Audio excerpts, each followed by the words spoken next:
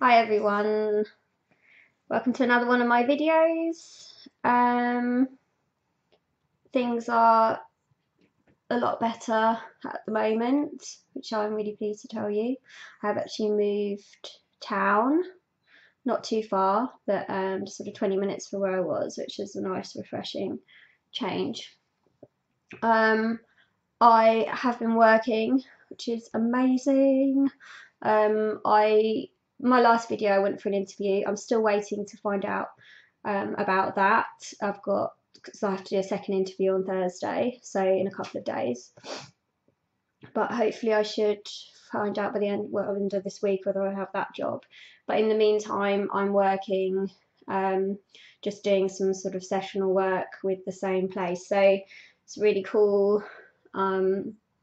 Work for me is so important to my mental health, to having structure, getting up in the morning, feeling worthy, being busy.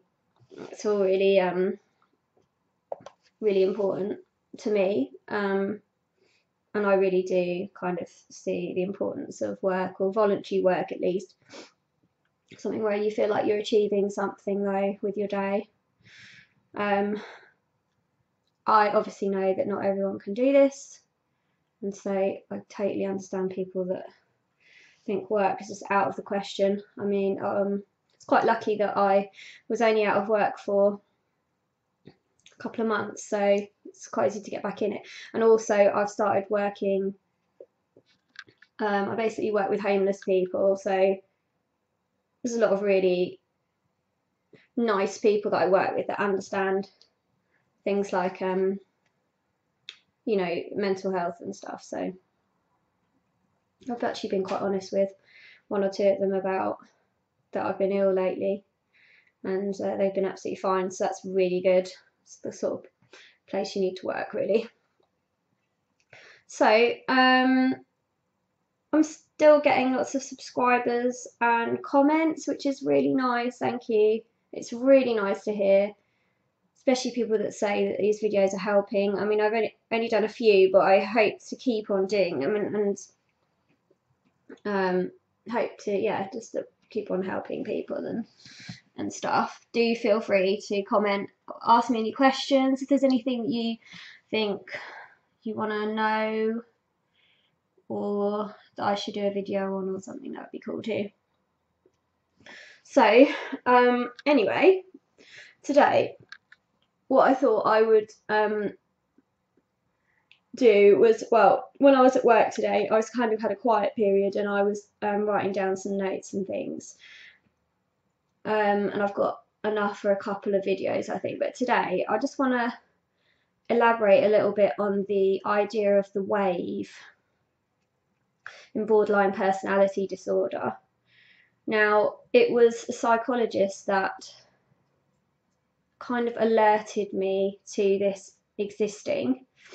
Even though it's something I'd been through a lot, I hadn't seen it that way until he called it that. And in one of my previous videos, when I was reading out from the paperwork that the psychologist had used in talking to me, that was one of the criteria. But you don't normally see that in the criteria that you read on the internet or in the DSM or the ICV, is it?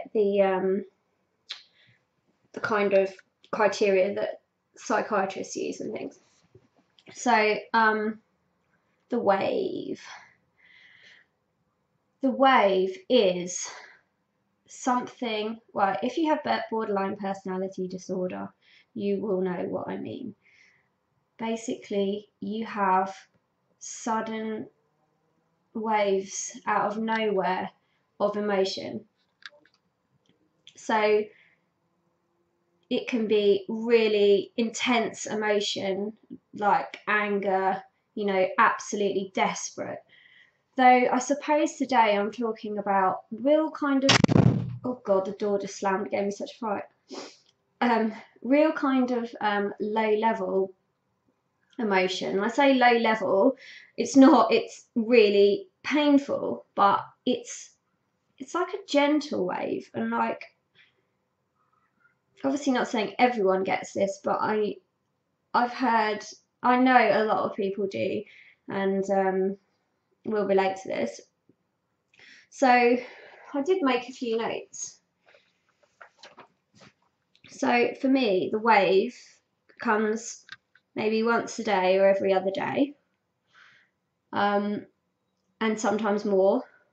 I've definitely had it more than that, but I'd say at the moment it's coming maybe once a day or every other day. Doesn't matter what I'm doing, so I can be working. Last time I had it, I was hugging someone that I love. You can be cleaning your teeth, driving, anything, and it's literally like a wave that just washes over you. This is the way I feel it anyway. And it's just like, it brings despair, self-loathing, fear, self-disgust. It's just, for me, that's what I get, just this awful feeling of dread, like that the world is so awful and that there's no point in life, meaningless, it's all meaningless, pointless.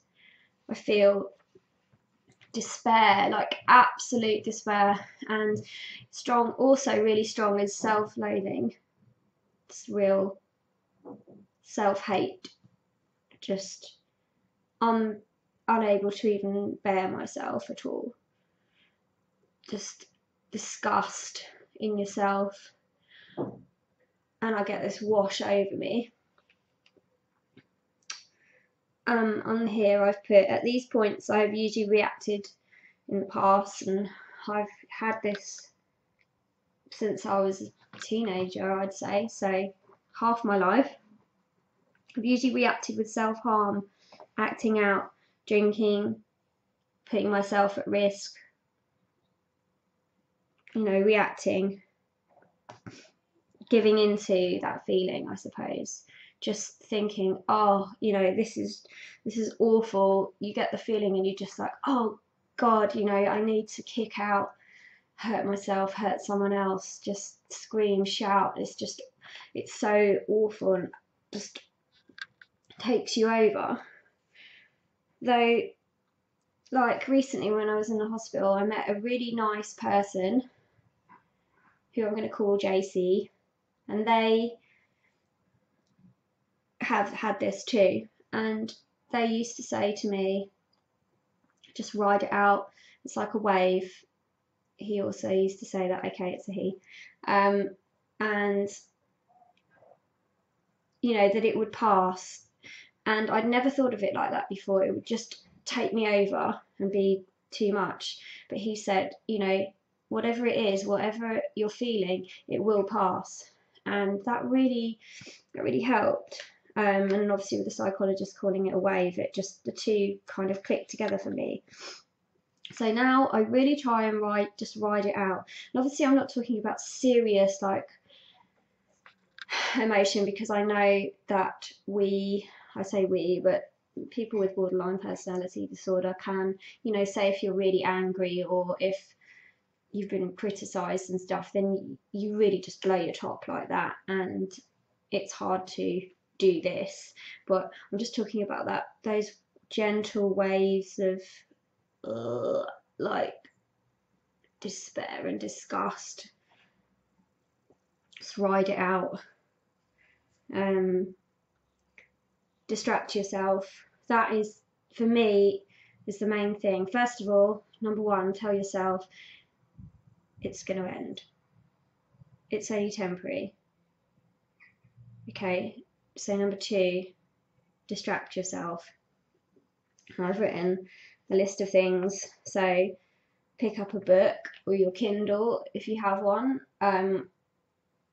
with if it's a good book. A trashy one. I like detective sort of stories that aren't too difficult to read, so that's one thing. Obviously I can totally understand that's not for everyone, and sometimes it's too hard, you can't concentrate. I totally relate to that. So I've got watch a film or a TV program, maybe a comedy. I really like watching box sets, like one after the other, so like a series like Breaking Bad or something, I don't know, something light-hearted actually. comedy thing or something, you know, How I Met Your Mother or anything, just watch an episode of that. And I read a book once that said you should watch Home and Away, so like an Australian soap opera, because it's all light and fluffy and it's got beaches and people with tans and stuff like that, and it's just nonsense really. So just take your mind off it, and it's half an hour long. You don't need any brain cells to watch it. I wouldn't recommend EastEnders though, obviously that is massively depressing. I've also got on my list Play with an Animal.